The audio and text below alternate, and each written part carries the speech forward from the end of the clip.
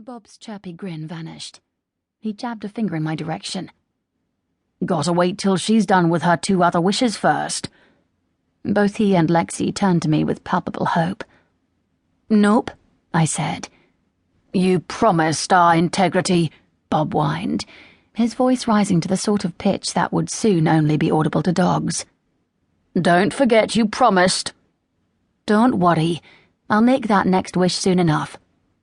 As soon as I had figured out how to ask for something without bringing the sky crashing down on my head, I'd vowed to Bob that I would make my second wish within the next 6 months.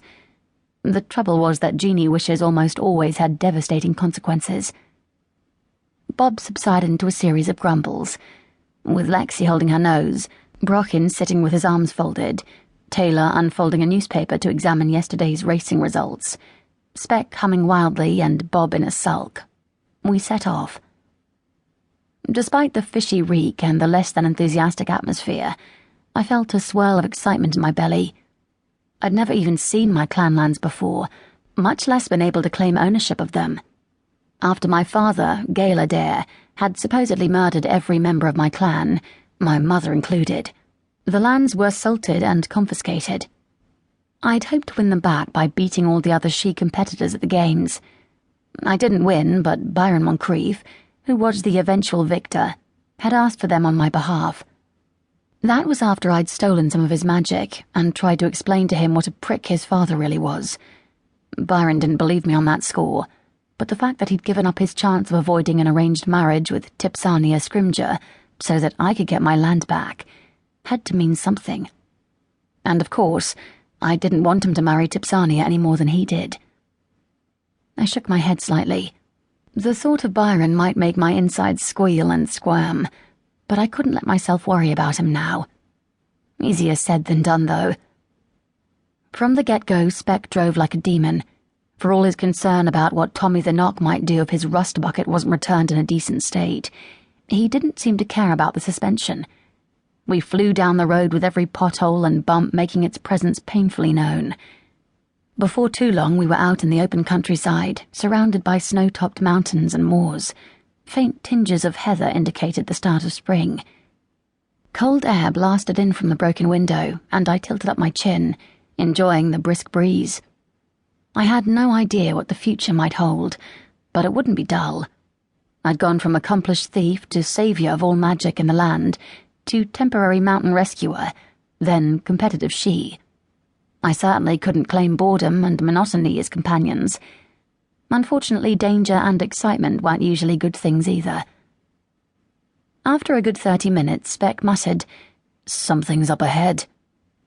He turned down the music and peered through the windscreen. I jerked out of my reverie. Taylor put down his paper. "Is that a car?" I twisted my head, trying to see. I caught sight of billowing black smoke and vicious flames on the side of the road in front of us as the screaming started. This was not good. Spec slammed on the brakes. A woman, her clothes ripped and her face contorted in anguish, ran out in front of the Fiat. My anxiety rocketed tenfold. I tugged at the door, trying to open it. Curse this rusted piece of shite.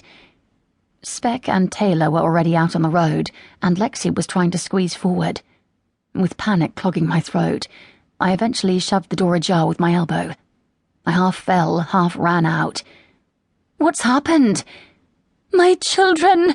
she screamed. She pointed at the car. "They're trapped inside! Help me! Save them!" Children. My insides twisted. Brocken and Taylor tried to advance, but the heat was immense. "Back seat!" I yelled. She covered her face in her hands and began gulping in air in huge, ragged sobs. She was hyperventilating. Damn it. I darted towards the back of the car, where the fire was less intense. Even so, I had to shield my face and stay at least 10 feet away. I wasn't going to waste precious time and risk debilitating injury until I knew exactly where the kids were. I had to be smart if they were going to be saved. If only there wasn't so much blasted smoke. It was next to impossible to see the vehicle's interior. I needed to make a decision. Was that a small shadow towards the right? I couldn't tell. I tried to get near.